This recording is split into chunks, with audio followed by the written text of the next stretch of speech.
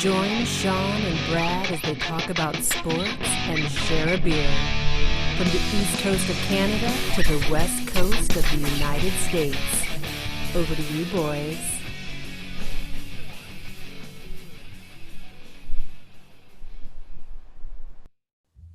Hey everybody, what's up? It's GuysBeerSports, Sean and Brad with our special guest Ryan today. So we hope the world is treating you well on this day. Fellas, how are you? Hey, doing well, thank you. It's good to be here. Yeah, thanks for joining us. And it's been a process, I think, for everyone to kind of get lined up. So thanks for being here. And all I kept hearing from Ryan, all I kept hearing from him was like he's getting bumped worse than a 1980s heel wrestler there. Just getting bumped. I was supposed to be on the show like 5 different times, and Sean's like, I got to bump you for a better guest. I got to bump you for a better guest. And then I said to him, I've been bumped more times than Bret the Hitman Hart and the Screwjob. You know what I mean? Like, this is... It's nice that someone else speaks Sean's language. I just do that too. I send him pictures of wrestlers in bikinis because it seems to be his love language. So love it. That's how you could have got him through there. So everybody, this is a good friend of mine here. I've known him for a long time, Ryan Rebalkin. Ryan, why don't you introduce yourself? You're kind of a big thing, aren't you? No, I'm a very small fish in a very, very large pond.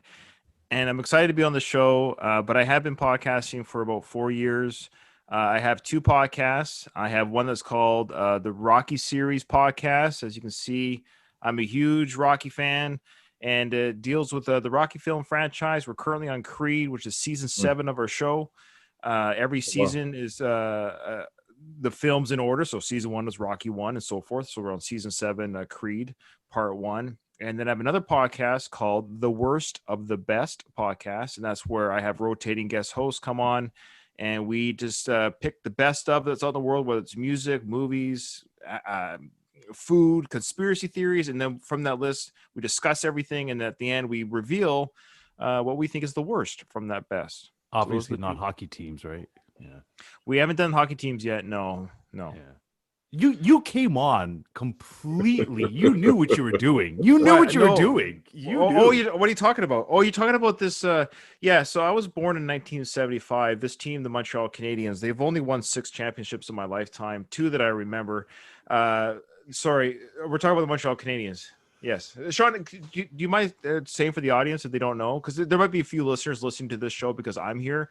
So, Sean, why don't you tell the fans what team is your favorite hockey team and how many championships they won in your lifetime? Toronto Maple Leafs, and they've won none in my lifetime, but they have the second most championships in the NHL. When were you born? Because that's a very important thing. 1972. Okay, so 3 years longer. And how many less champions? 6 less championships? Yeah, 6 less. Yeah, 6 less. The good Lord above has given Sean more time on the earth than me, and he still hasn't gotten a championship out of that time. Here's what it comes down to, though, is 93.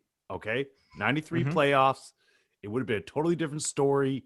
Wayne Gretzky got the penalty. Doug Gilmour was able to come out there and score the overtime goal. And we would have been able to mute him. Montreal. Can we mute his mic somehow?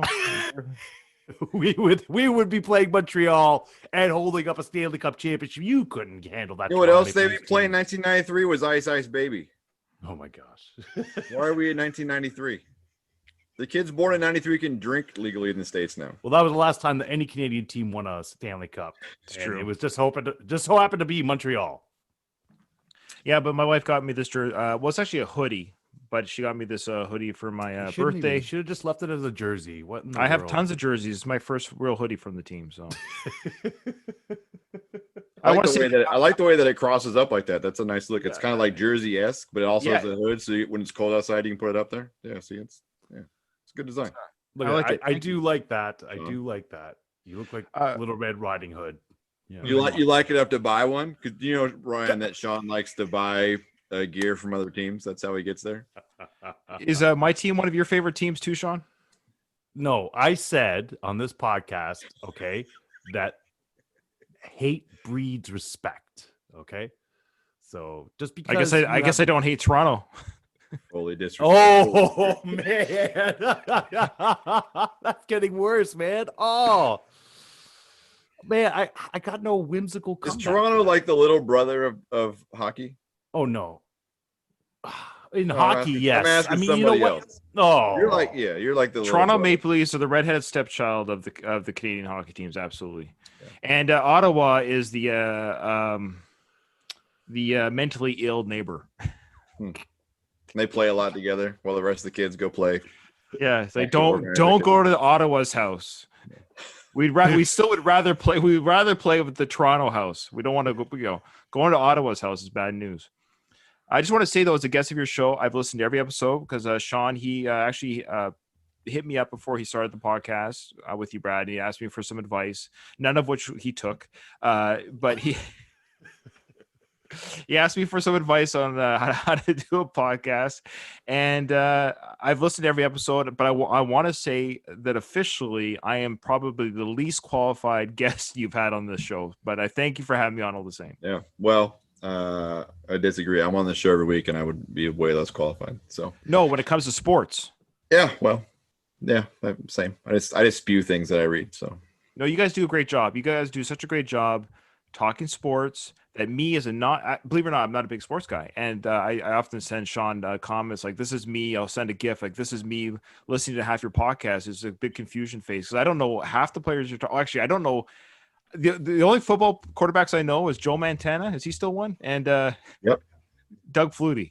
There'll always be one. And Steve Young. And Steve Young. Okay. I couldn't name you one quarterback today. Who's the guy that's really big? The Patriot guy. Cam Newton? Tom Brady. Tom Brady. Of course. Yeah, he's in Tampa now. Yeah. How's Tampa doing with him as the quarterback? They're doing pretty good. They're doing real well. Oh wow, really good for him. They're hitting their stride, and they're doing much better than the New England Patriots are doing. Much to Sean's. I think that's great. I want Tom Brady to win again. Yeah.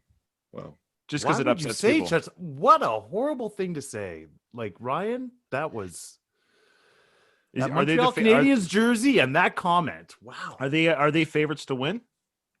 They're up there. They're definitely the super game. Yeah, the super game.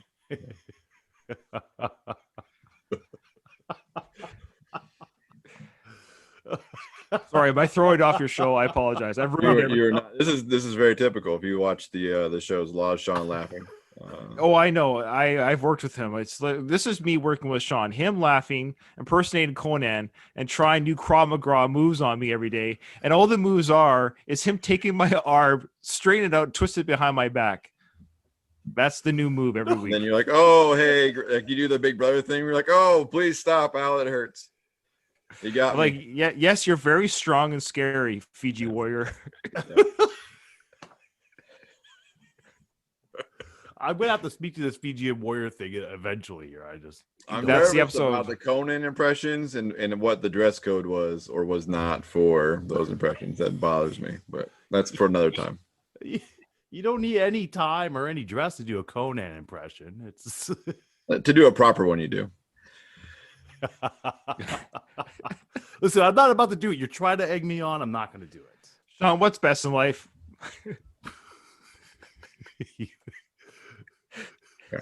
To feel the wind blowing through your hair, a falcon at your wrists, and the enemies being driven before you. Wrong, Conan. What is best in life? To have your enemies driven before you, to have the battle down to your feet, and hear the lamentations of the women. That is good. That is good. Oh, there you go. I'm. Thank you, Sean. It's been too long. Thank you. I appreciate that. The lamentations of the women. I'm like, what?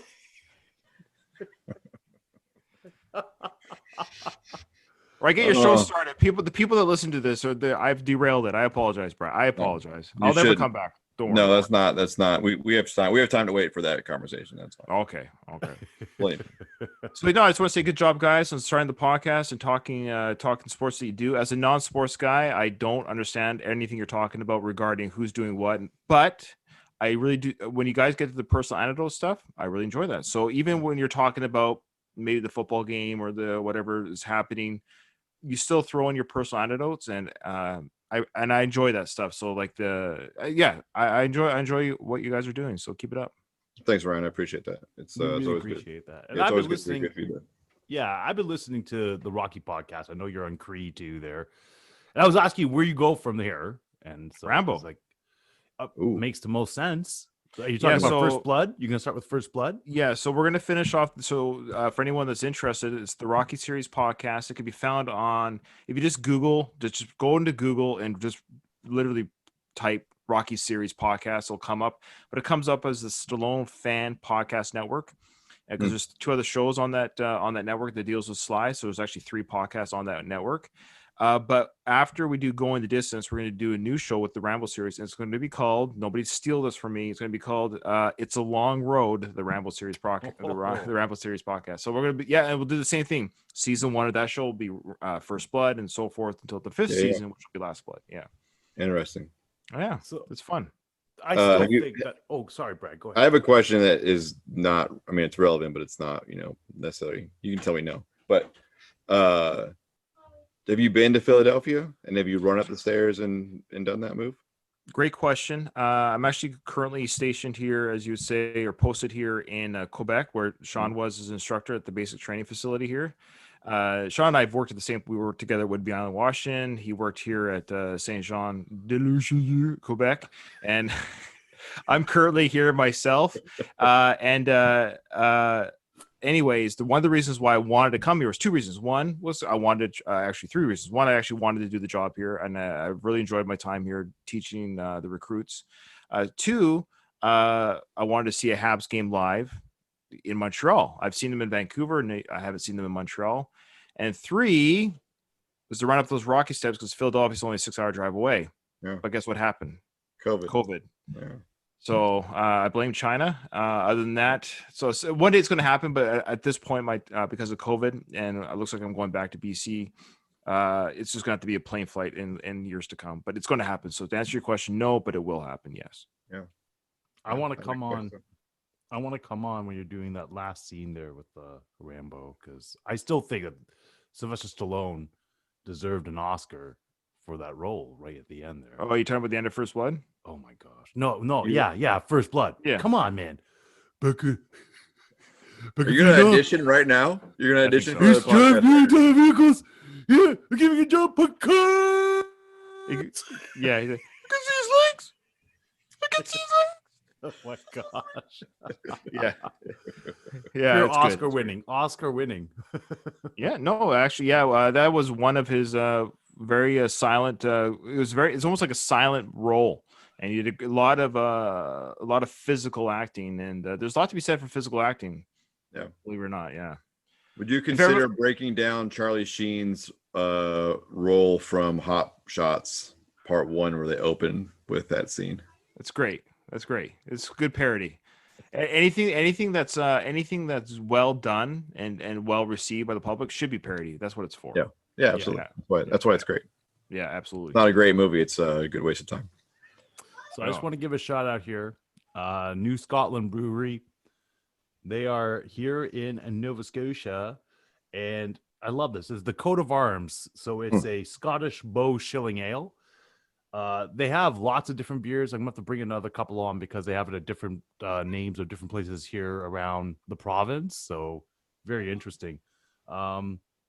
Great beer. This bow shilling ale. Excellent. A little bit of a darker lager. It's good. Man, those dark lagers are fantastic. Mm-hmm.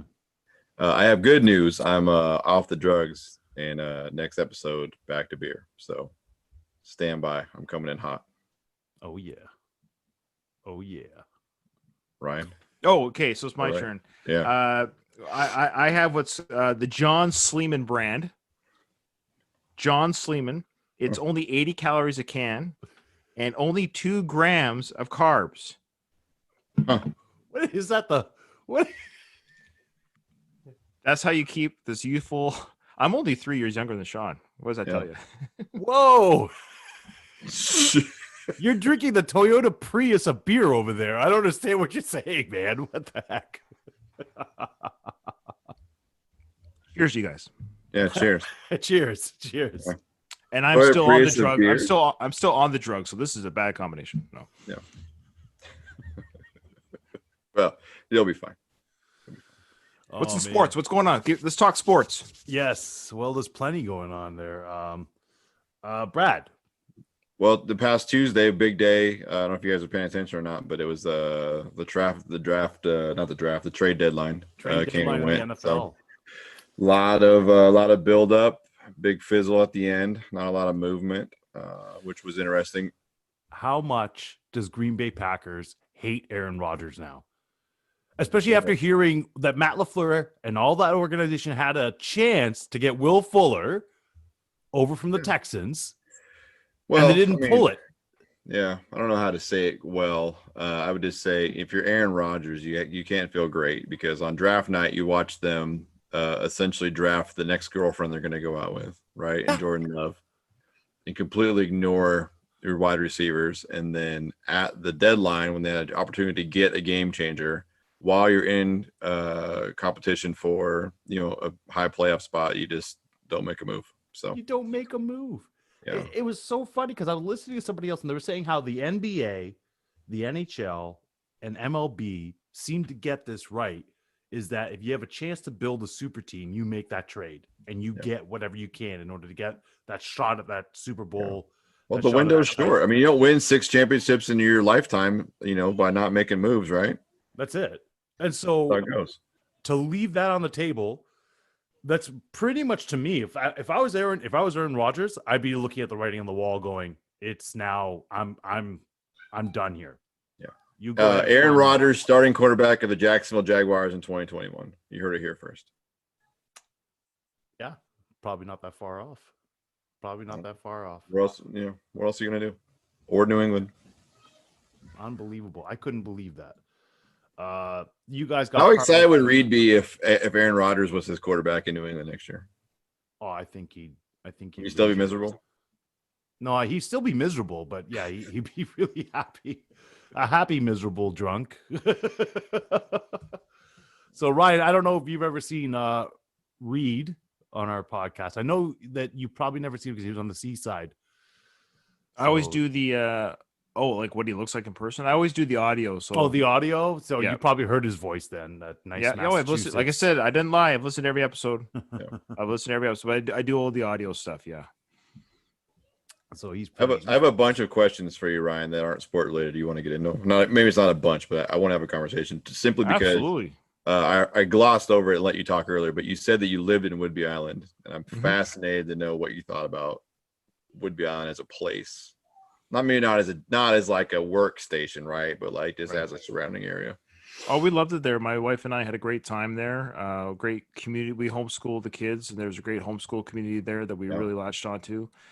Friends like Sean and my friend Jason Gady, if he's listening, it was great and Byron. It was great to be with fellow Canadians that I served with before even coming down. So we all kind of came down as a friendship group. So I admit it was kind of cool just hanging out with my friends in this new environment. I love I had 3 kids born there, and I have 3 U.S. born children.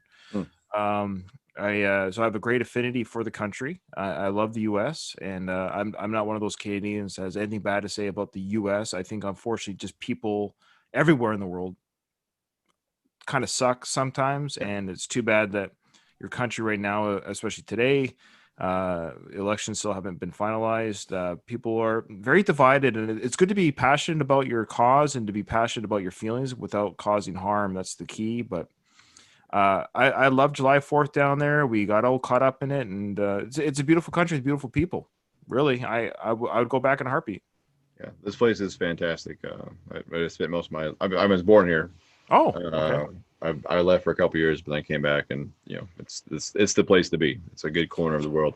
Well, it's Pacific Northwest, which I was born in Victoria, so that's kind of it had that same feeling. Yeah, same thing, right? Like, someone just drew an imaginary line at some point, right? That's all it is. Those two things, same place. I love being up north. I think it's great up there. Vancouver's like my favorite city to go to. I feel like it's we call it Seattle Light because it's it is it's similar, but it is. It was a cleaner version of Seattle, right? It's Seattle. It's Seattle 20 years ago for us. So we enjoy going back. It's been interesting to watch the election today. Is Monday and Tuesday just from a social aspect, my social media was full of just back and forth, very line drawn. And then last night, as it all started to kind of break apart, everyone felt the tension. It started to come across of, there was more of the message of like, hey, no matter who it goes, like you still have like, it's way more. I've said this entire time that the people that irritate you on either side, it's 10%, right? You hear like 10% is what you're hearing.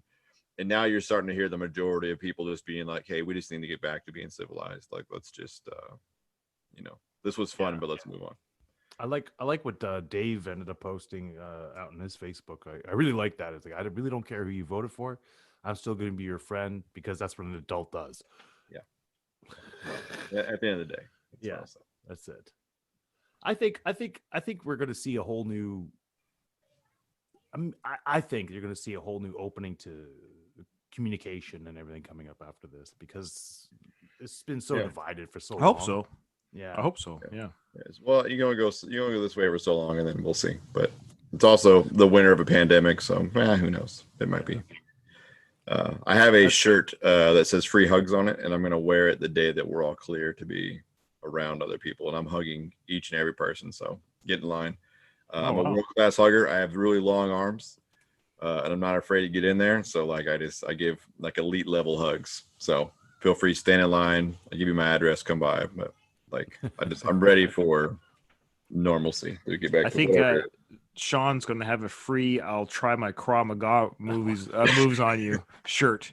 It'll be a ruse, right? It'll be Sean with a free hug shirt on, and then as you approach him, he'll put some kind of like, gypsy magic or Krav Maga or whatever he calls it, Right. I got a new move. All you gotta do is punch me, not too fast, just so I can catch your arm and bend it behind you. No, that was Aikido. That was my Aikido, man. That was like, oh, whatever. What I need you to do is punch at my hand at a medium pace.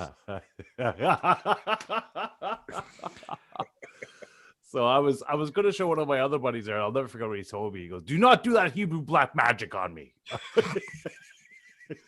I'm like, okay, man. Jeez. Wow. Oh my gosh. That was crazy. So Ryan.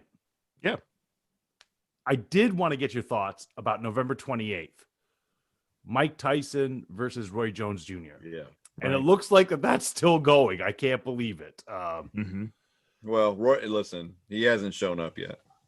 There's still a chance. There is. I mean, you're getting less and less of a time to like pull out.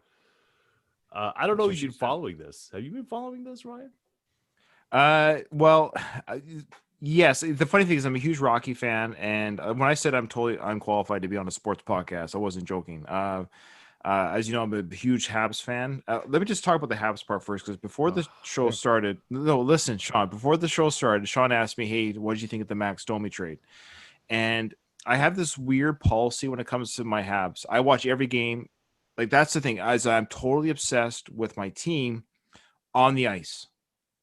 I don't listen to post-conference talks. I don't listen to coach interviews. I don't listen to the rehashing with the commentators, either in between the game, like in the periods, intermissions. I don't listen to Tony Marinaro. Nothing. I don't care what anyone has to say about my team.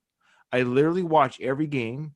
Like, I'm there watching the game, and I leave, and I don't want to hear what anyone has to say about anything. I don't like to hear what fans. I don't want to hear what fans have to say. So that's how I experience my team. Is so every time someone puts on that jersey, I love that individual. I don't know their history. I don't know what team they came from. Until I hear the commentators say, "Oh, this is John Jones from whatever team." Like, oh, he played for, or if I happen to know because I watch their games, I know the players' names.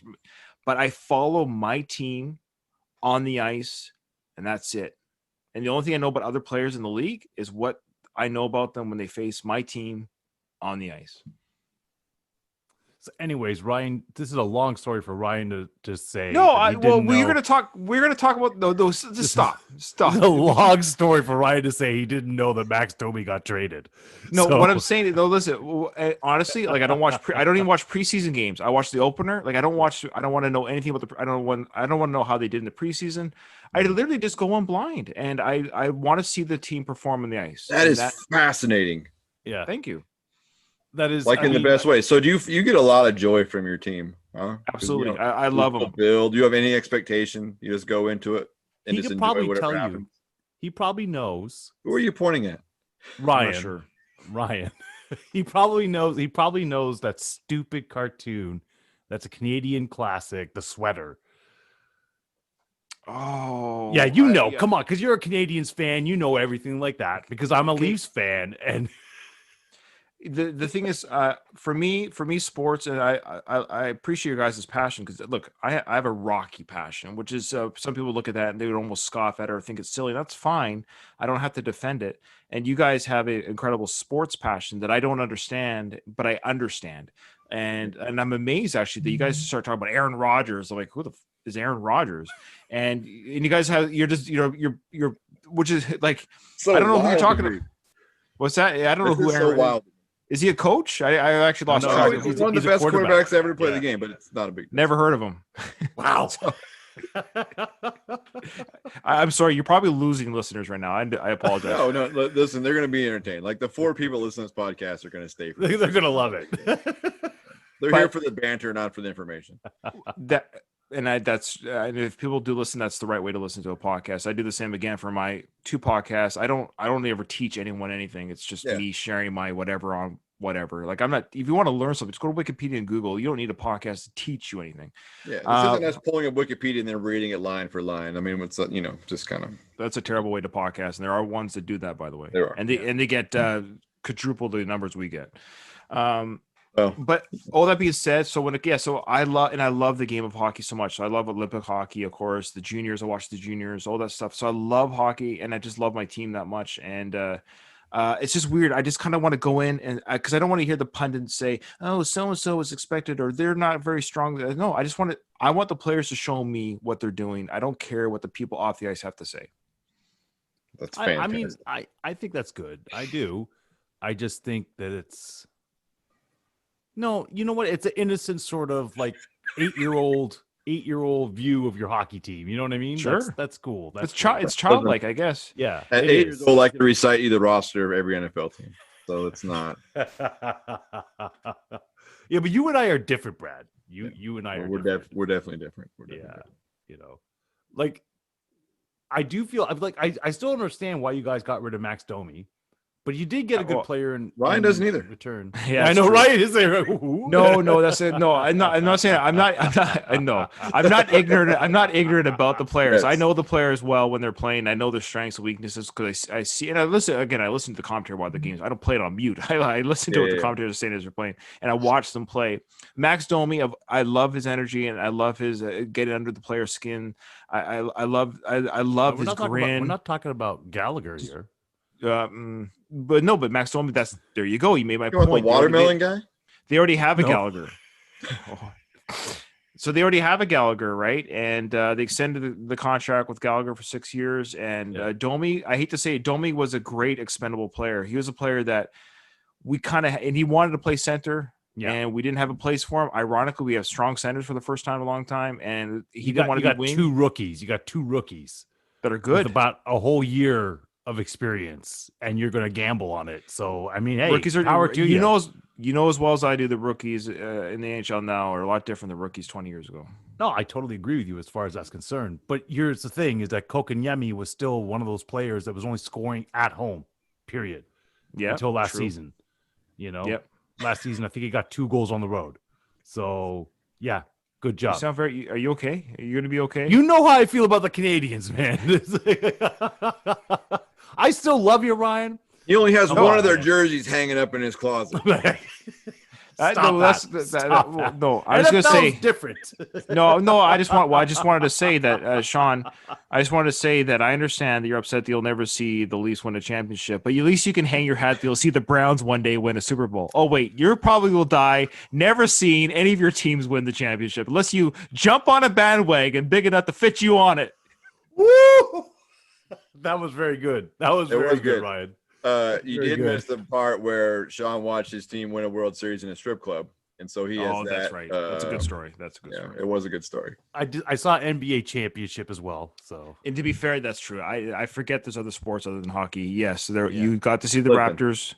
That was great. And actually, I will say that was the most basketball I ever watched. And I'm not ashamed because I don't have a team, but I did. I think it was pretty cool that Canada did that. I think it was most Toronto team did that. I think it was the most basketball most Canadians watched. But isn't that a good thing though? I'm not slagging it. It's a very good thing. Like we want good thing when you're we want to the same thing to because we want the same thing to happen for those teams, the hockey teams that are in maybe non-hockey friendly states. We want the game to flourish. And so I want the same to happen. It'd be great if it's too bad we lost the Grizzlies. It's too bad we don't have more NBA teams because I think there's an audience in Canada for the NBA. The Grizzlies, I still blame that on Big Country Reeves. Like, why would you spend that kind of money on that first round draft pick of a white guy at 7 feet tall that was going to do nothing? Wow. And what was the name of that guy again? Brian Big Country Reeves. Yeah, that's right. Oh yeah, that's right. Yeah. Oh yeah. Yeah. He had a really was one of the, I want to say he was one of the first ones, but one of the more profile ones who had a really good March Madness tournament, right? And at that time of the NBA, they were like, the thing about him was like, well, you can't teach that size. You can't teach that size, That's right. And so that's where, he fell into that deal. But, it was tough. I used to enjoy going to Vancouver to watch Grizzly games because at that point, like the dollar exchange rate was so cheap. Like it was like, man, we could sit in great seats for not a lot of money. I'm in North Mexico. North Mexico. Yeah. It's cheaper in Canada. It's cheaper in Canada. So yeah, man. We used to go right across the border when I was 19 to the bars, and they would have like, they call it like it was like dollar Corona night, but it was like a quarter, Oh wow. And so, like, you can go there with $2 worth of quarters and just get smashed. And it was like, whew, man. Anyway. I think I segued off something. Well, you were asking me something at the very beginning. I apologize. I totally, I have terrible tangents. I apologize. Don't be. You're in a safe place for that. We can go all over the board. All right. We're talking about Montreal Canadiens again there? Oh yeah, because I was going to bring this up. Because, are you going to tell Ryan what size you're wearing these days so we can send you a jersey? Or that's it. No, I was going to bring this up. Is that I was shocked to see that Montreal is in fourth as far as cities in North America for championships.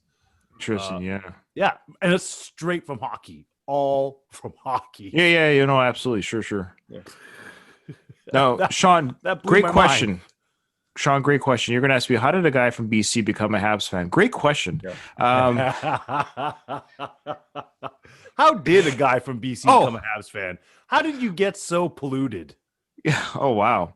Well, I just I swam through the sludge of Toronto and I got here. Well, I was 8 years old. My family, my parents, my brothers, nobody watched any sports. I just came from a non-sports home. My dad, the only sports he watched was NASCAR. And I watched, of course, wrestling, but we understand what wrestling is. But I never watched team sports. And but I was 8 years old, and all my friends were playing hockey cards. They were playing with the hockey cards and talking about the players, like you would a Pokemon or whatever, Magic the Gathering or whatever it was. But when I was a kid, everyone was playing with hockey cards, and they're playing like flipsies and tossies. Yeah. When you win them, right? Yeah, you win the cards up there. You flip it. And you can flip it, then you get all the cards. Yeah. That's right. Yeah. So they're playing all that, and I wanted to participate. Obviously, I wanted to be like them. And they're like, "Well, who's your favorite team?" I'm like, I don't have a team. And I was scoffed for that. I didn't even know what that meant to have a favorite team. So I went home and I turned on the TV and I said, the first team I see on TV will be my favorite team. That's all it was, and it was the Habs. Are you kidding me? No. Wow. Actually, you know what? That's an interesting story. Honestly, that is. Thank you. Well, you asked a great question. So, so a little when I picked the Habs, I had no idea of their history. I had no idea that I didn't even know if Montreal. I didn't even know what Montreal was like. I didn't know it was even in Quebec. I'm 8 years old. I didn't know the geography of Canada, what every province meant. No, I mean, if I did, I don't remember. I mean, to be fair, I'm 41 and I don't even know what it is. So yeah, you're an American, no? Exactly. No, but I don't recall. So maybe I did know, but I just don't remember knowing. Right. So I watched every game, and little did I know how good the team was, especially back then. Like we do. You just lucked out. I did. They won the cup in 86 because I started liking them in 83. They won the cup in 86. And I remember when they won the cup, I was like, oh, great. My team won the cup. That's kind of cool. not knowing. So then when I was 17, I really understood it. By the age of 17, of course, now I've been watching the team for 9 years. Yeah. And I really knew the players, knew the team. They did 10 overtime wins in a row and during that playoffs series, that playoff year. It's never been touched since. And I remember when they got to their fifth playoff, their fifth overtime, I was like, well, they're going to win in overtime. And they just kept winning in overtime.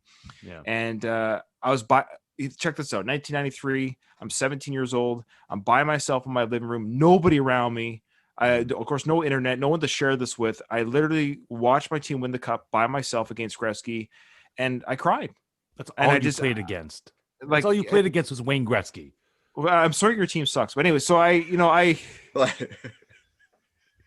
so yeah, it was an emotional moment for me. So I can honestly say I can die happy. I know when people say, oh, Ryan, it's been whatever, how many years. I'm like, I understand that, but that memory's in my head and I remember it very well. And I will die happy knowing that I got to have that moment. No, I totally agree with you because I feel the same way with the World Series and the NBA championships. It's like, that's 3 times that your city was noted as having the greatest team for that year. And it was like, it's one of those things. It was like, man, can it last forever? Right. And I don't know what would happen in Toronto if the Maple Leafs were to win. When we were there for Seattle winning, Brad, that was a feeling when Seattle won that Super Bowl.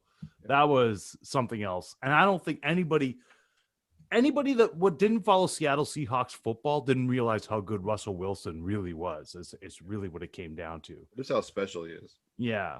See, Brad, you're learning about another quarterback there, Ryan. Yeah. Oh, who's that? Russell Wilson. Oh, he sounds like a country music star. He almost is. He's married to an R&B singer. Oh. He's a bit of a transcendent. He's smallish for the position, which is why he kind of fell in the draft. But he has what commentators call the it factor. So he just knows how to win and how to get it done. And so the story of Russell Wilson is he was a 3rd-round draft pick and he was short, but he had big hands. So everyone knew he could hold on to the football. Right. But that year, Seattle had invested a lot of time and money into a guy named Matt Flynn. And then Russell Wilson came in and just beat him clean out in training camp and became a starter. And then it's been on a positive trajectory ever since. So what team is he on right now? He's still in the Seattle Seahawks. Yeah, still in the. Are they doing well? Are they doing well right now? Yeah. They're up there with Tampa Bay and Tom Brady for probably the top team in the NFC. So it's a fun ride. Excellent segue there, though, Ryan. Yeah. So we're about to see, because right now your team against teams over 500 is 500. Yeah. The Seattle Seahawks, and you're about to go up against a mighty juggernaut of the AFC East called the Buffalo Bills. We already played the Patriots. Doug Flutie's team. Oh, get out of here. Yeah, Doug Flutie's. There we go. That's right. Flutie Flakes. That's right. Yeah. Still sells in the stores in Buffalo. That's awesome. So let's see if you go down to 250 or 750, I guess, really. Yeah. I don't know how you're going to guard DK Metcalf or my friend Lockett, Tyler Lockett. I almost called him Ricardo Lockett. Isn't that crazy? Yeah. I don't know. I don't know how you get there for that. I don't know how you manufacture a pass rush. Like, I don't know that Josh Allen can keep up because we've been very clear on this that Josh Allen couldn't hit you and I standing shoulder to shoulder at 20 yards.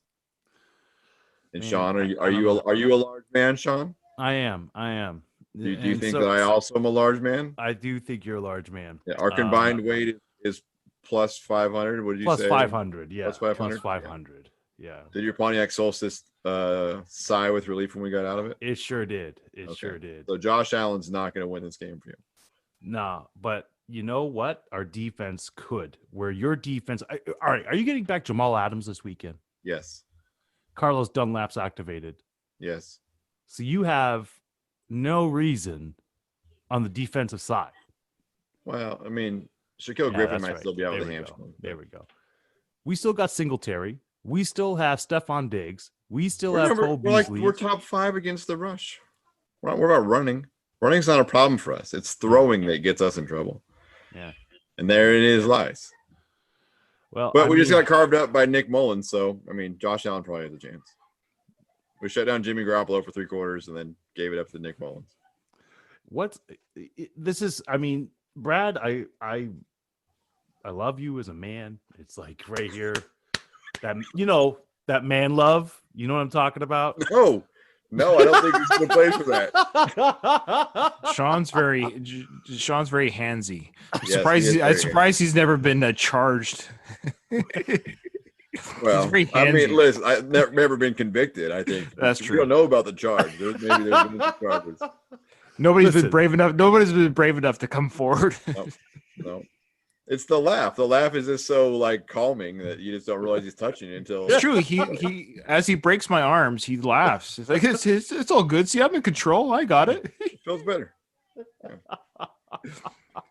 The pain will go away once I stop. Please stop. Just leaves you with a parting gift of arthritis in your shoulder for. Oh my gosh. Listen. All right, you guys are. Okay, Sean, what's the final score of the game? What's your prediction for the Oh, for this man. Buffalo Bill? It's the game of the week for us, right? Like it's Okay, the can time I give a prediction? Can I give a You can. prediction? Yes, All right, Ryan, go for it. You go first, Ryan. Let's hear your score. Well, Buffalo's going to win by one touchdown. One touchdown. That Ryan, actually sounds. how many points is the touchdown? Yeah. Say again. How many points is the touchdown? 6 plus 1 for the field Hey, goal. you are a sports Look at fan. that. Look at you. Hey, I played Madden 94 on my Sega Genesis. Touche. Oh my gosh. I'm gonna say as well a touchdown, and I'm gonna say it's gonna be high scoring. Oh wow. Yeah. I was 40 to picturing 33. I was picturing 27-20. 27-20. You're probably right. I'm saying 40. I'm saying 40 to 33. Because we know 38-35 Seattle. Oh wow. 38-35. You know it's going to be a shootout because both those defenses are playing. You know how it's going to horrible. end? It's going to end with a kick wide left to tie it at the buzzer. Oh wow. Why would you bring that up? Why would you bring that up? I don't even know why you would bring that up. That's Listen, terrible. I had it in my back pocket since I saw the schedule come out. You've been waiting for this. It's like it's so funny. So my friends at Box and Pod One, they're also a podcast, sports podcast. He was emailing me and he was asking me, he goes, how's it going to be with you and Brad in the show coming up this week? Fine. Ryan, do you know about the infamous wide lefts? Field goal misses? Well, I know. I mean, those get missed, but I don't know why they're The Buffalo infamous. Bills. Sean, how many Super Bowls did the Buffalo Bills go to? 4 in a row? In a 4 in a row. row. Oh, I could have In a said row. that. I think I even knew that. I would have guessed 3 or 4. Yeah, How many did it come down to the last kick? I guess a there was handful. the one, now. the first one. The second one was close, but that wasn't a field goal. But that first one was just Heart wrenching, right? Yeah.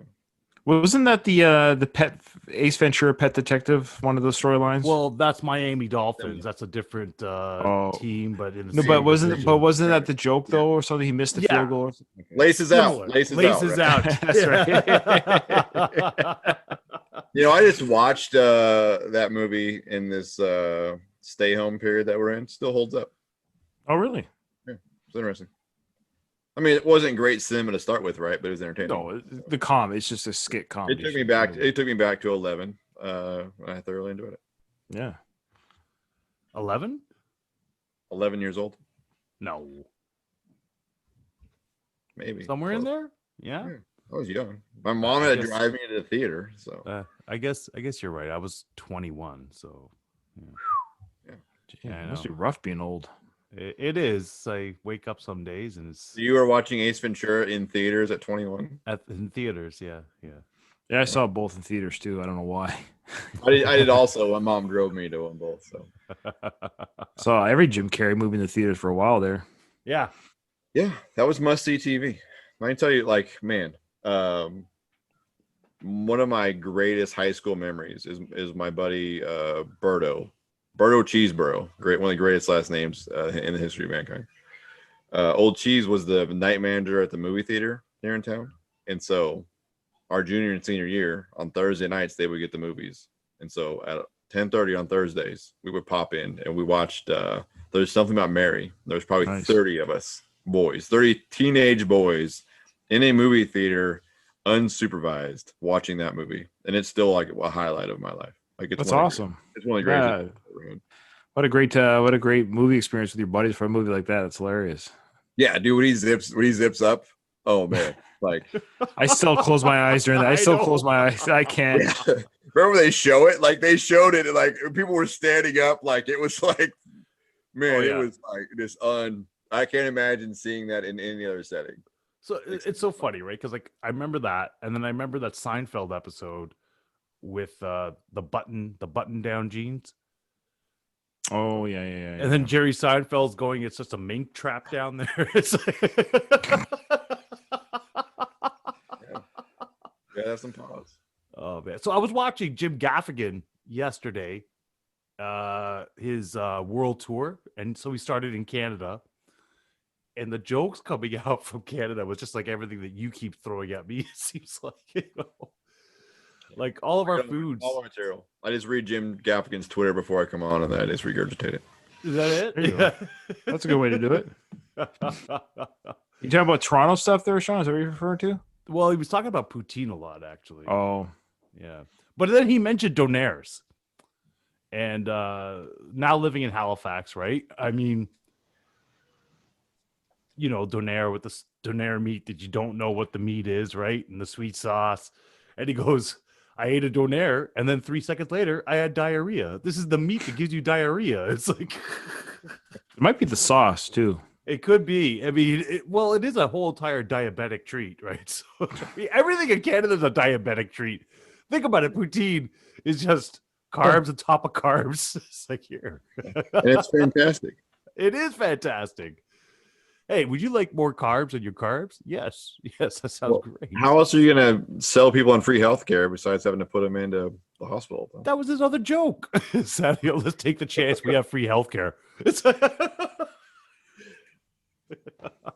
So the NFL, are they going city to city? Are they playing their home cities? Yeah, they are. Yeah. They are. So are we expecting that for hockey? Because I honestly, like I said, I stay off all the news feeds on everything. It seems to be the way forward for the NBA also and for the NHL is that they have the travel figured out, and some of it's because of what they were able to do in the bubbles. Yeah. And the NFL's having limited case counts. I mean, they definitely have had them, but they kind of have a system figured out. The more they know about contact tracing and those things. So I wouldn't be surprised for the regular season to see them go through. Yeah. I think it's going to end up probably being a bubble system for the playoffs. If Again? it carries over. Yeah, there's too much at stake. It's the same thing with baseball. That's what they ended right. up doing too. It just went to a bubble system. I mean, in baseball, we almost saw it, right? Like with Evan Turner being in the dugout for 7 innings. What a jerk! Positive. John. Yeah, wasn't there somebody who had COVID and he came out and saw it? What was that story? Yeah, that's Evan Turner, and it's Game 6, and so the thought is that they wouldn't have been able to have a Game 7 had the Dodgers lost because there was so much contact tracing between Evan Turner for 7 innings, right? And so that's kind of why they want to go to the bubble is to eliminate, especially when you have multiple series games. You just can't stop. And do we have do we have a word on when the season's going to start? The hockey season? What I heard is for hockey is going to be sometime in the new year, like January-ish. When does it typically start? Now, October, like October 6th. Yeah. It's the same as the NBA, right? Yeah. So, but the thing is like what I'm hearing right now. So Fauci is saying, that the last I heard Fauci say expect up until the third and fourth quarter, limited fan attendance, right? Up until the third and fourth quarter of 2021. And with the current government in power here in Canada, they're still not going to let Canadian teams play in Canada. So they're going to be looking at other homes in the U.S. So that's the way that it's looking as far as that's concerned. Now, the thing I wanted to ask you, Brad, is that Marlon Humphreys tests positive for COVID-19, goes out, plays the game. They do another test. He didn't test positive before the game. Yeah, he did. They said they let him play, and he was like, "Oh, it's a false positive." They tested him again. I haven't read that story. Oh yeah, that's the big story. Is like, what a jerk face, right? So right now, the Thursday night game is in jeopardy. Well, the 49ers as well. Is already in jeopardy. Good old Bourne, number 84 from the San Francisco 49ers, tested positive this morning. Right. And so they play tomorrow night. He's not able to play. So there's a question on if the Niners are going to be able to play. Green Bay was supposed to travel today to San Francisco. So we'll see if that happens. And that's kind of where I think a lot of us felt like the hitch was in the NFL's plan, right? Is they were going to allow people to travel. But what happens when you have this? So far, Ryan, the NFL has been able to manage these delays that they've had with teams having infection rates by moving around bye weeks and things like that.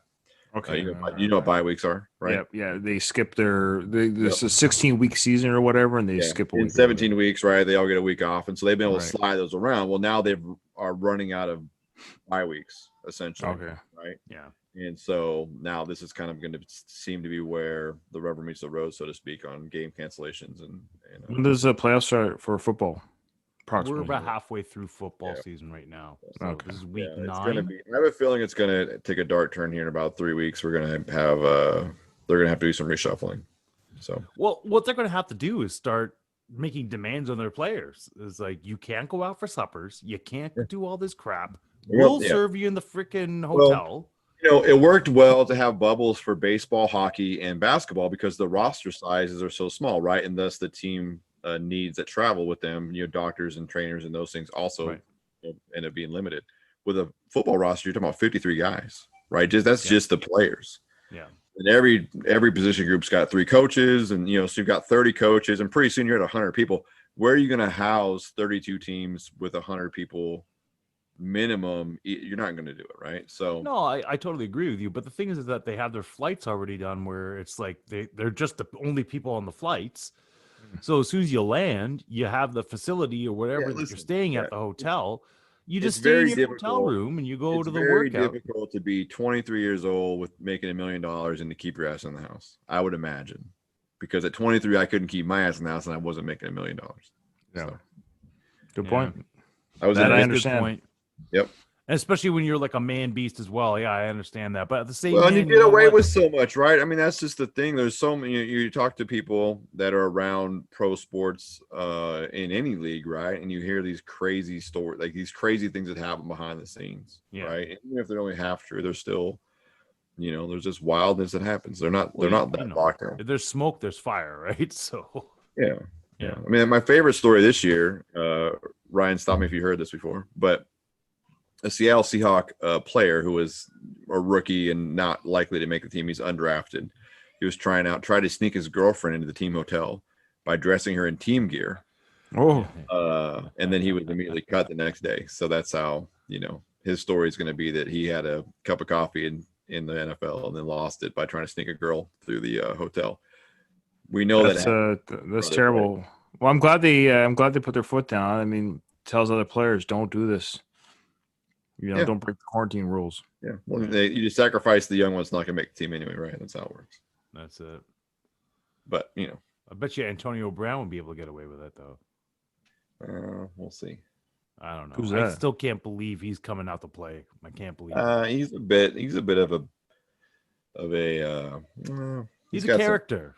Yeah. I think I've heard the name for some reason. Of course, he's an immensely talented wide receiver. Like, he's unbelievably talented. He also apparently has some social misgivings and some court cases and maybe some inappropriate behavior with women. I feel like I've heard the name for those reasons. Then, yeah. It was all over everywhere. So it bled over from even sports to like mainstream other news. Media. Yeah. Not to get political, but we're talking about football players and ones I know. If Colin Kirkpatrick, is he not playing because he's not good enough to play? Like, I know his name. What's his name? Kaepernick. Yeah. The guy that kneeled when he wasn't supposed to kneel or whatever that was. Yeah. Now, is he? I know he's not playing in the NFL. Is that correct? That's right. Yeah. Is it because of his behavior, or is it really he's just not good enough to play? Like, at the end of the day, if he was quote unquote just had no political views or no whatever, he just played the game. Is he good enough to play, or is he a problem for teams? Two sides, I think, to that coin. So he was a good player, but not a great player, right?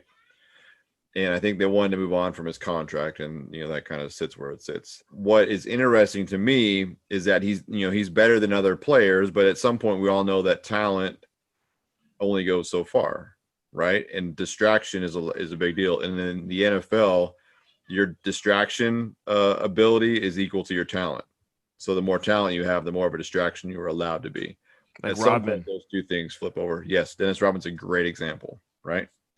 So the other side of the equation is that it's been rumored, and I think teams are a little bit unwilling to disclose fully how this is that when they talk to Kaepernick and his representatives, he views himself as a starter in the NFL. Right. He doesn't want to be a backup.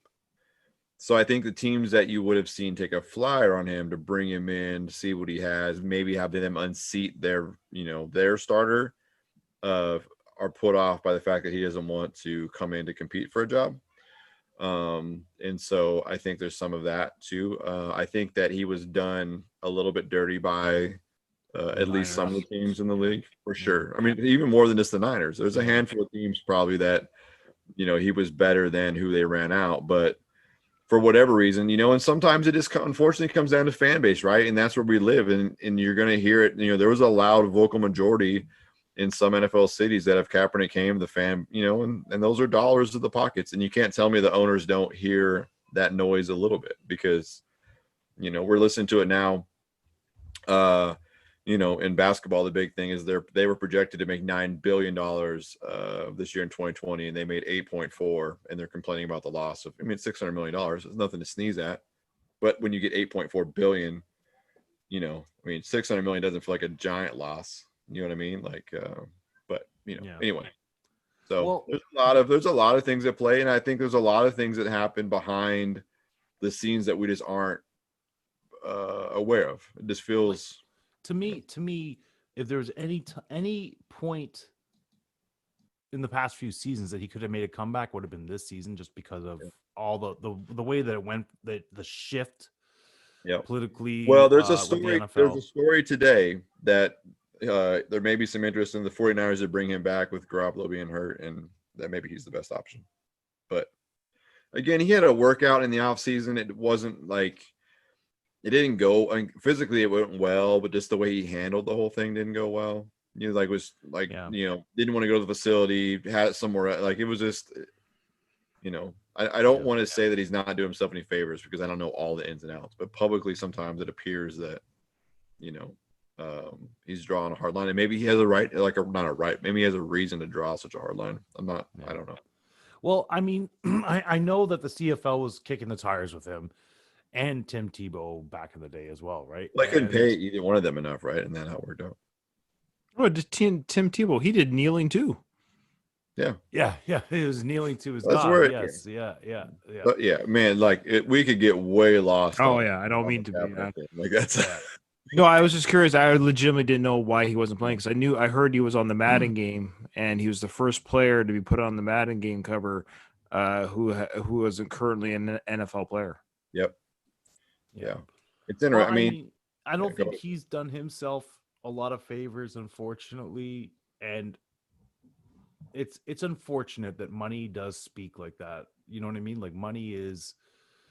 It's the bottom line, right? So if you're going to affect the way that people come out and everything, I think they're going to be wary about signing. You know what else, dude, that always just kind of sticks to me about the whole thing is that his designation to leave the team was injury related, and there's insurance clauses and those things that kick together. And I've always wondered if he collected some insurance money in that giant contract, because he signed this contract that looked like it was large, right? It was like $64 million and all these, but really it wasn't.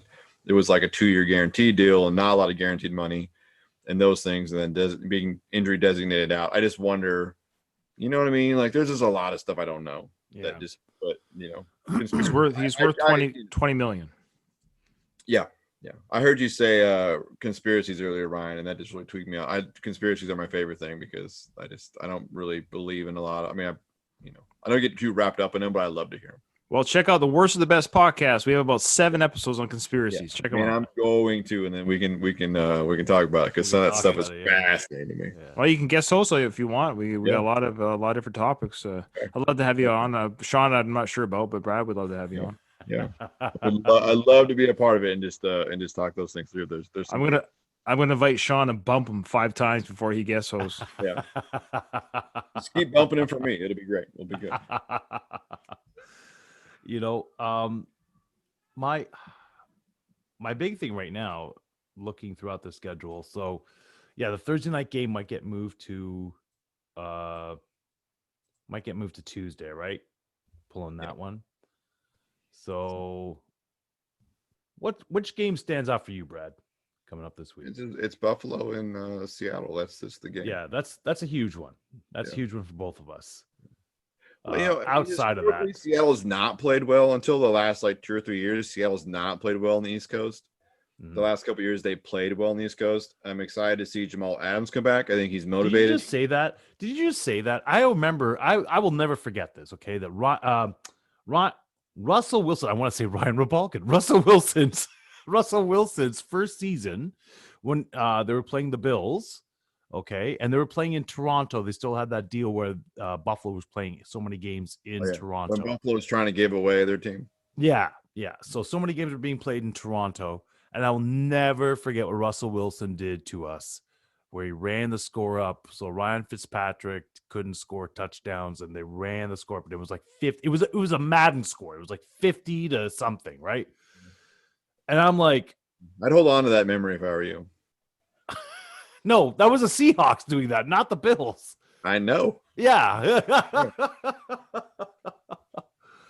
I'm expecting many, many different things in this game. Who has a better completion percentage, Russell Wilson or Josh Allen? We know it's Russell Wilson.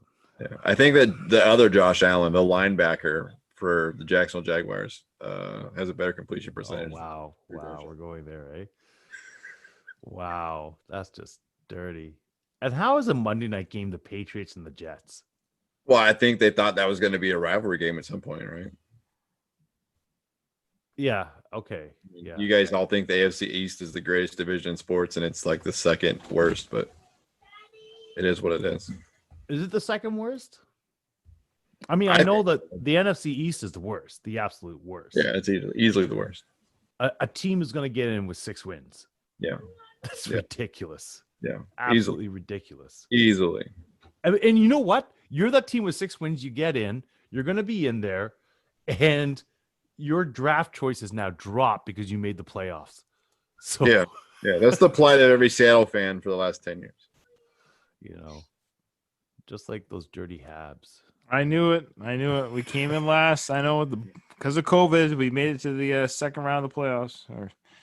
I know. Listen. You guys have a great team. I think you guys have a great future. You finally did something right by getting over the Blues goaltender to help backstop. I thought you were talking to both of us simultaneously about how great our teams are. That was you were doing really well until you got specific. But the bloody Habs. Wow. Yeah, like you guys. Hold on. True or false though? You have a Montreal Canadian or not Canadian, a Montreal hat or right? Don't you have all these different hockey teams hats and jerseys and those things? No. For hockey, no. It's very much one-sided. Yeah. Sure. Baseball, I got a few jerseys. Football, I got a few jerseys. I feel like hockey, you have a couple. No, nothing. No. Listen. No. When it comes into the playoffs and Montreal is still in it, I'm going to watch Montreal. I'm going to cheer for Montreal because it's the last Canadian team. Okay. I'm glad we gave you guys something to cheer about. You did. Actually, I mean, seriously, we got bumped by Columbus, and here's Montreal. You played Pittsburgh, you knock them out. I'm like, what in sweet heaven is happening here? I know. And you almost knocked out Philadelphia. I know. It was fun. It just the fact that we saw anything. I went in with zero expectations. I was certain Pittsburgh would have beaten the Habs, but I just enjoyed it. Like, oh, look at that, we made it the second round. Isn't that neat? And I knew we weren't going to beat Philly, but you can still enjoy seeing these young players get that experience. We got free experience points that we weren't going to get had COVID not happened. So I'll take it. Yeah. Were you watching the game? Right? And it was at least competitive. Mm-hmm. It was. No, that's exactly it. It wasn't uncompetitive. It was really good games. Did you watch your games in RDS? No, I have a very legal feed that comes through my TV that allows me to see the games. So RDS is the French TSN here. So the French ESPN. Yeah. No, I'm part of a Facebook group, and I won't say the name, but I am part of a Facebook group that helps direct you to where you can find each game. Okay. Yes. All right. Yes. Yeah, that's the hard part. Every team has that kind of group if you look for it. Yeah, before I met my wife, I was in a relationship with another girl that lived in Vancouver, and that was like the hardest thing for me to spend the weekend up there during football season, and just be like, where can I watch this? Yeah, what am I doing here? So, man, I did want to get to. Wow, he has notes. No. Show I notes. did want to get to Very UFC, the fight card here. The free fight's coming up this Saturday. Ryan, do you watch UFC at all? I don't watch it by myself, but when I'm with people that are watching it, I always enjoy it. I always think to myself, gee, maybe I should watch this on my own. But the problem is I don't know. I treat UFC like I would wrestling, meaning every time I watch UFC with a gang of people or like friends on the ship or, at a party or something, I'll always say, who am I rooting for and why? Tell me their stories because I want to know, is this guy a dick? Is this guy, did he beak off at the other guy? Like, who's the underdog and or who's the dick? And I always want to go for the underdog, right? So I always enjoy it, but to me, I need to have a story. I need to have a storyline. And so just watching two people beat each other up, I don't get excited by that. But if I know this guy's an underdog who got beaked off by the other guy all this time, I want to see that guy win. So the long answer is I enjoy UFC, but I don't know any of the players. You would enjoy it more now because there's definitely more of the like the golden years of the WWF. Like there's definitely more back and forth and Okay, interesting. More history. It's not as manufactured as it was, But you remember when I was young? Remember when we were young, we didn't know that it was manufactured and we thought it was beautiful. Like that's what the UFC is now. So it won't surprise me if in 25 years we find out the UFC is manufactured. But sure. For now, I'll just enjoy it. But I will say I watched UFC. I was one of the original people, I kid you not, that watched UFC because I was watching it when I rented the videos from Blockbuster. And I watched these cage matches with Ken Shamrock and the guy with the mustache that won everything. What was his name? The guy with the mustache that won everything. He had a mustache. Are you talking about the guy that went to pro wrestling there? No. Dan the Beast Severin? Oh, was it him? Yeah, he had the big mustache. Yeah. Was it Tank Abbott?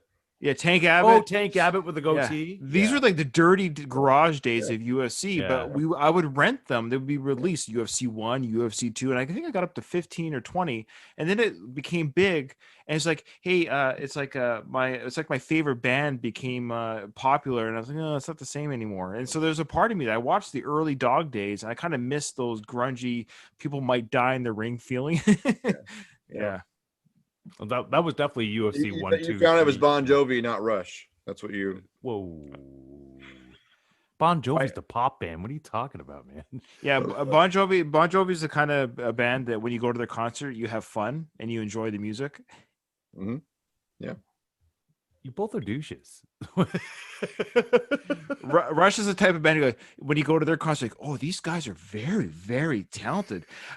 Very technical. They're very technical in their change ups and their switches and their differences and difference that. But I wish that somewhere in their catalog they could provide a song that was fun. Oh, come on. Bastille Day was great. What are you talking about? Yeah, no one's in the crowd. You're like, play Bastille Day. It's his voice too, right? Like Getty Rush, Lee's play voice. Freebird. Play Freebird. Yeah. Freebird?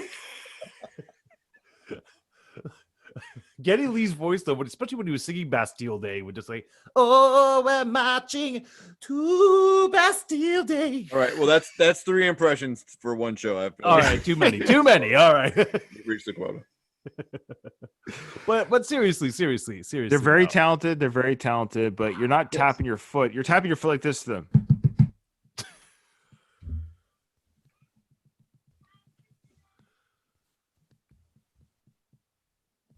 That's I'm your tapping waiting your to see foot. what Because you can't. what was that? That's the beat. The beat is always like 7/4 time is a beat. 7/4 time is a beat. Oh my God. That's a beat. You know that's so nerdy. Yeah, I know. Rush is for nerds. Just like Tom Sawyer is in 7/4 time. Okay. The book? You read the book in 7/4 time? No, jeez, no. While Sean looks up the card for UFC, Ryan, quickly. I got it right here. Just hold on. I realize that you dodged the question earlier. I'd like to get back to it. And really what it boils down to is this Mike Tyson fight. Have you seen the Mike Tyson training videos now? Yes. Mike Tyson in his 50s. Would you take a punch from Mike Tyson? Not in a million years. Yeah. Not in a million years. Even if it meant I would get money for my family, because I would risk death. Yep. Yeah. Would anyone want to take a fist from him? Yeah. He only has to last 50 seconds. I don't care about, he's old. No. Is he going to get winded? Yeah. Okay, well, it's that first 50 seconds that I'd be fearful of. Yeah, listen, and that's what Roy Jones Jr. said. Roy talked a lot of trash about the whole thing, and then that video came out of Mike Tyson hitting his trainer with the body pad on, and then he started backpedaling. And I get it. I don't blame him, because everyone has a price. There's a dollar amount that I'm unsure of that I would take that punch. Oh, but it's gonna hurt. Boy, it's gonna hurt. Yeah, listen, I'm telling you, like, it's an 8-figure number. I'm not saying it's not $1 million. It's it's at least 8 figures. I could probably figure it out. Sean's like, I could take a punch. Yeah. Oh. No, Sean says that he would get him in his Krav Maga hold that's true. And he would pin his arm behind his back. Sean, fair question, Sean. whatever the purse you need to get in the ring with Mike Tyson, okay? Well, there's not enough money. No, do you box him or do you hand grapple him? He's not allowed to punch. No, I kick him in the balls and run. No. It's grappling UFC match. 1. Yeah, that's right. No, man, I don't fight that. No, you don't fight Mike. No. Is Mike Tyson's voice higher after you kick him in the balls, or does it say the same? Maybe it lowers it. He'll probably just grab my leg, man, and then just twist it around there. And it's with his mighty thigh muscles. I don't know. Imagine what would happen today if Mike Tyson bit Evander Holyfield's ear off in 2019 or 2020. I mean, 2020 is a wash, right? Because it's, we just throw this year away. But like 2019, when everyone was still happy, healthy, and free. Imagine just the craziness that would have been. Because it was wild when it happened, right? And there was no real internet or like mainstream anything. Have you seen the video footage of that? Yeah, I was watching it. I watched it. Yeah. It's terrible. And he spit it right. Yeah.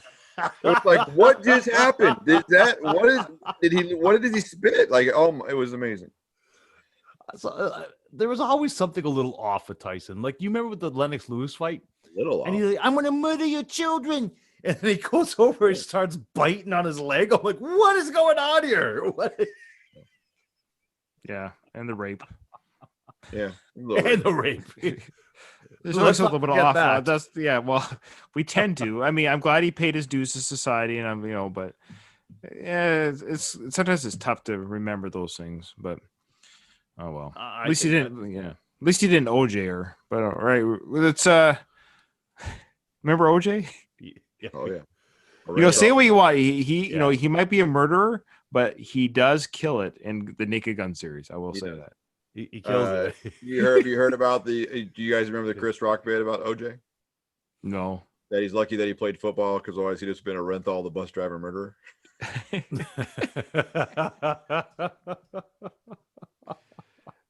Yeah, being a good football player literally gets you off for murder. Yeah. So what's the card? What's the card? What's the card there? All right. So we got Thiago Santos against Glover Teixeira. We were talking about Teixeira. I do want to see that fight. That's gonna be a good fight. Last time Glover's gonna win that one. I think so too. I'm calling it.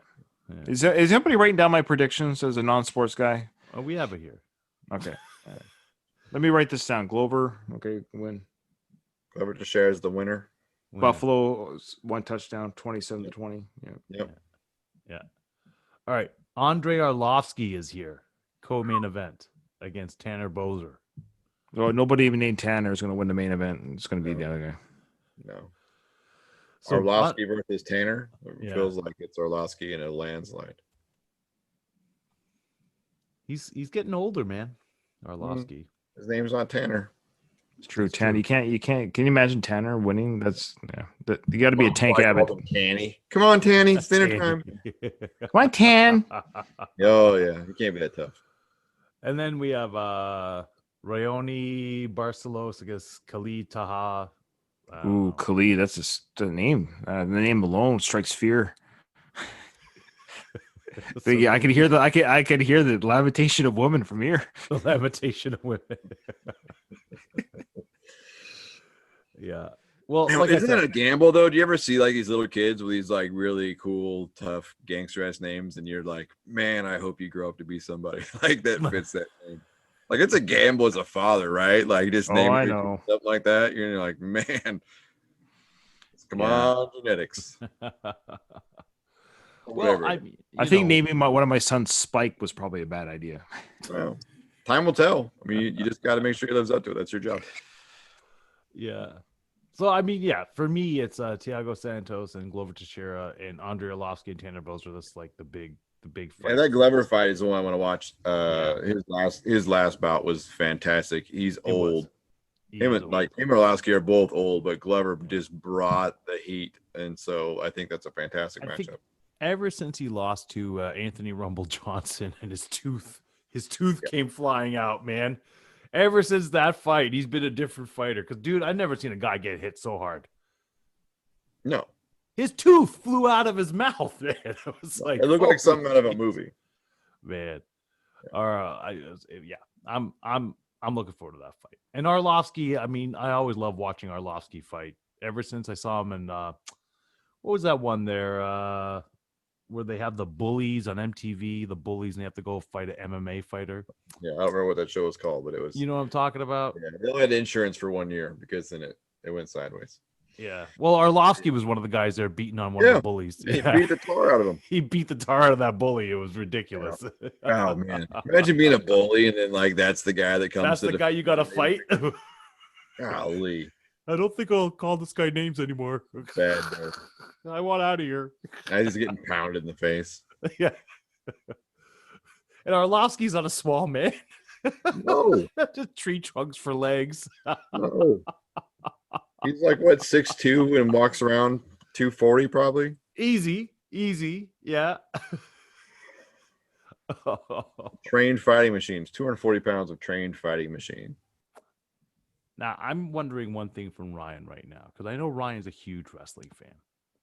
But I'm wondering, is he watching currently the WWE or AEW? No, we're just no. I stopped watching. I watched the glory days of. I saw it live when Andre tore off Hulk Hogan's necklace. Oh, dude! And, Piper's Pit. Yes. Yeah, and then when Piper asked him, "Are you not going to fight Andre the Giant at WrestleMania or whatever it was 3?"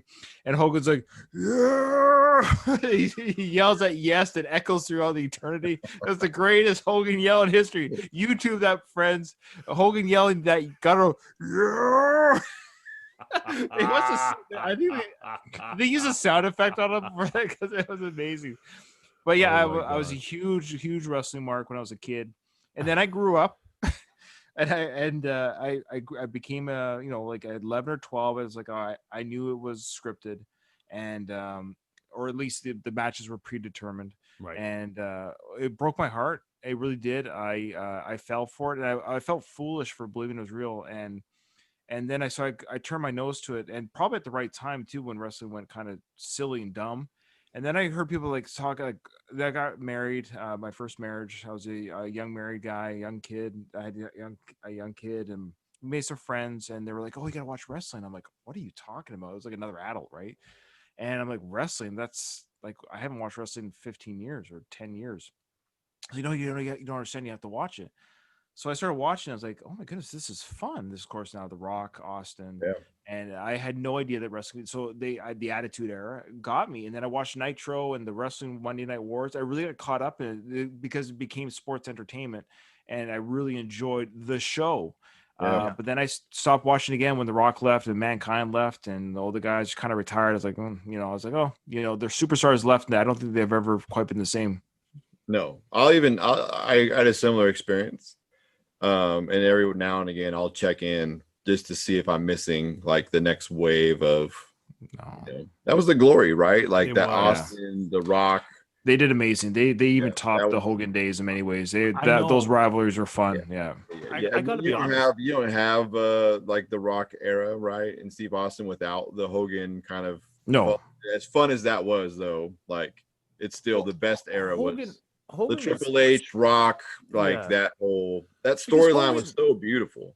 Hogan got old after a while because it's like nobody could defeat Hogan, and he just hulks up, and he's gonna drop the leg Well, drop. they hadn't figured out the story, right? Yeah. They had like this real thinly veiled story, where like when Right. it came out to be like The Rock and Austin, and then you had like Stephanie McMahon, like how they weaved all these great elements into it, right? And it became like a fighting soap opera. It was beautiful. Like to me, the best people to ever handle the mic ever was Ric Flair and The Rock. No, I can't believe you didn't say somebody. Oh man. Ooh. My favorite wrestler and my favorite guy On the mic. I'm talking about mic skills. I know. I say my favorite guy on the mic and my favorite guy to watch wrestle, and it's my favorite wrestler of all time is Macho Man Randy Savage. Yeah, I just all right. freaking love. He cut the greatest promo ever. I will give him that because we had the cream. The cream always raises to the top. Yeah, like and the way he just burned like 1,000 calories in every shoot, or what do you call those behind the scene every promo. Cutting the promo. Yeah, Cutting a promo. Yeah. Yeah, I love those, and the way he was able to do it. Mean Gene Okerlund always stand with the mic, he kind of scared of the wrestler. And but the thing is, like that's the one I remember. Like, you know what I mean? It's like, okay, yeah, but that was cool. That was cool, right? The cream always rises to the top. But when I think about taglines that last with you forever, it's like Ric Flair's "To be the man, you gotta beat the man." Okay, he did great. Damian Lillard, who is an NBA superstar. Right, plays for the Portland Trailblazers. This week released a Ric Flair tribute shoe. Oh, that's how deep Ric Flair goes. Yeah, I know. He's. They're blue alligators. They've got a Ric Flair silhouette on the tongue. Oh wow! And Dame, they're dope. They're cool shoes. But Dame laid them out with the whole, Rolex wear, like just went in. And so, well, that was his whole thing, right? His style and profile. Yeah, in the last 3 months, I watched 30 minutes of Stone Cold Steve Austin talking shit because it was beautiful. Oh, man, there's a spot for him when he catches beers, like that awesome, dude was on one. Like they're doing the same guys that did the Save the Last Dance? Last Dance. What's it called? Last Dance? Last Dance, yeah. Save the Last Dance was a teen rom-com. My apologies. The Last Dance with Michael Jordan. The same documentary team is doing one on. Yeah, that's very big. They're Save the Last Dance. Like the Save the Last. Okay, the Save the Last Dance film team. I was lost there for a second, Ryan. I'm there. What is he doing? What's this guy doing? He's bringing a rom-com. Wait. Let me tell you what they're doing. They're doing that Stone Cold Steve Austin, his story. Interesting. I'll watch it. It's interesting. I would watch that. Yeah. Are you kidding me? Because you're going to see The Rock. You're going to see Mankind. Yeah. You're going to see a bunch of stuff. Yeah. You're going to see a bunch of stuff. That's right. I mean, all right. Tell me. Do you guys still remember that match? Hell in a Cell. Yes. Undertaker, Mankind, thrown down twice. Yeah. Listen, that's why. Remember, I told you I was excited to meet the Undertaker in the airport. Yeah. That's why. That's the only reason why, because of that thing. Of course. I've stood next to greatness. I've rubbed shoulders with it. That's awesome. So I wrestled Hacksaw Jim Duggan, right? So I told you we have to get into it at some point. Yeah. Before you tell you, save that story because I'm a guest. Let me tell you I met one wrestler in my life. Okay.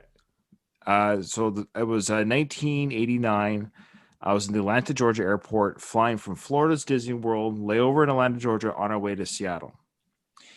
In the airport waiting lounge, it wasn't very busy, and I noticed this big hulking of a figure sitting down, tight shirt on him, collared, hair back in the ponytail. He was white, but I was like, boy, that guy looks familiar. And saw a couple of people go up to him, and he kind of shooed them away.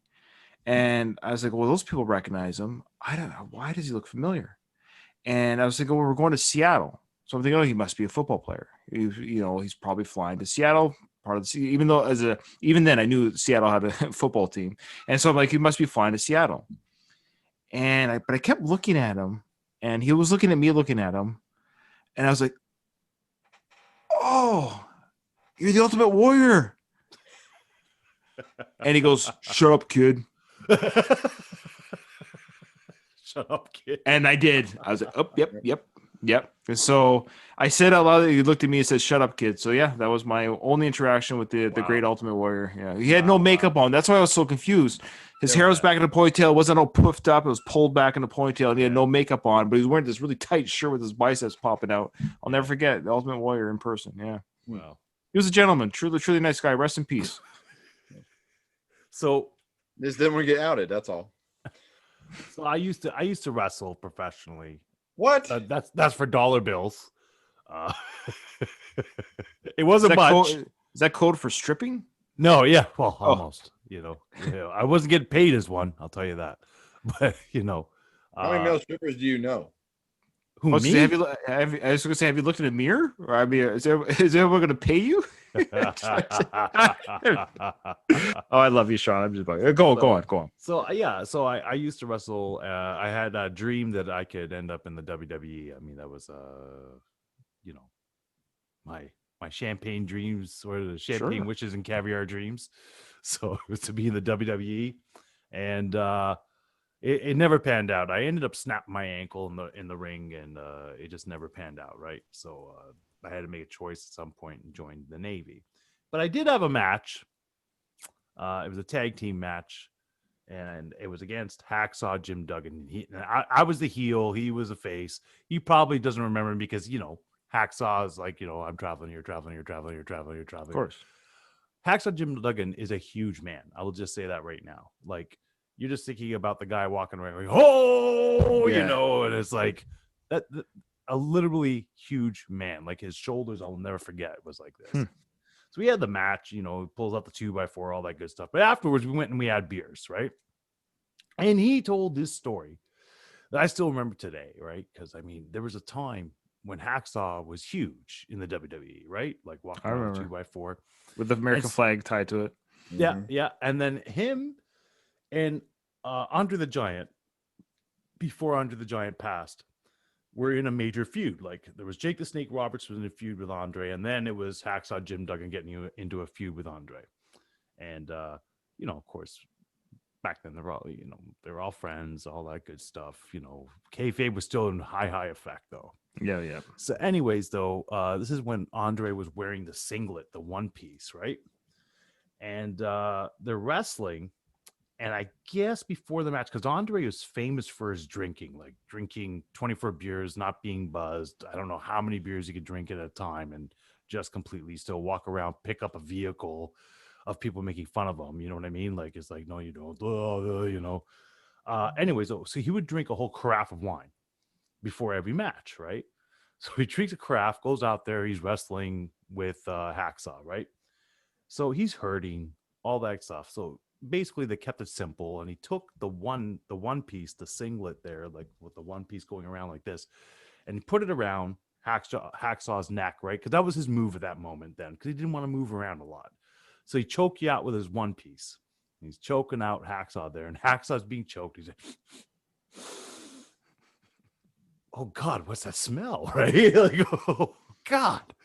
And Andre whispers in you, oh, Hacksaw, I'm so sorry. He actually just shit himself in the middle of the ring.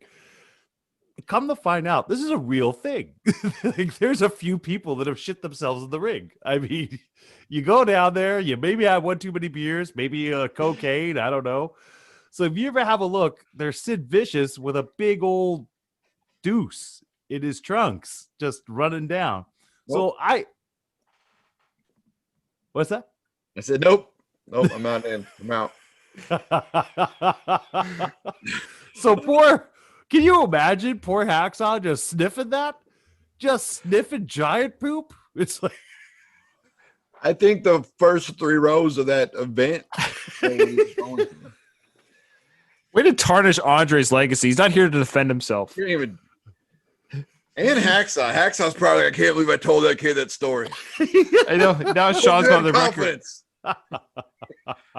Andre the Giant is a living, he's a wrestling legend. He's dead. Now his image is forever tarnished by we'll just see this big Andre dump in his trunks, just seeping out and running down his massive thighs. He was in a slinglet, like it wasn't holding back. It was all over the mat. Oh, it was a slipping and sliding in it. He was rolling in it. The imagery, Sean, I can't believe you did this. Have you ever done that? Have you ever done that at one point? Just No, not since neither of you guys. Neither of you guys ever. No. Shat myself? Yeah. Not even a big What a- shoot. You just didn't trust a fart. No. Sean. You guys Sean. never had a stomach virus and never trusted. You trusted it. You trusted the fart. I just don't. I have trust Toilet. issues. I guess I have trust issues. Yeah. I won't get into this story. All right. Hey, on that note, folks, Yes. thanks for being here. I really appreciate it. It's been wonderful. Please come back. We have more to discuss. I'm positive of it. Folks, you can find us anywhere you get podcasts. Thanks for listening. Thanks for your support. See you guys next time. Absolutely. Hey, Thanks, guys. peace. You've listened to the podcast, but now it's time to visit us in our virtual sports bar.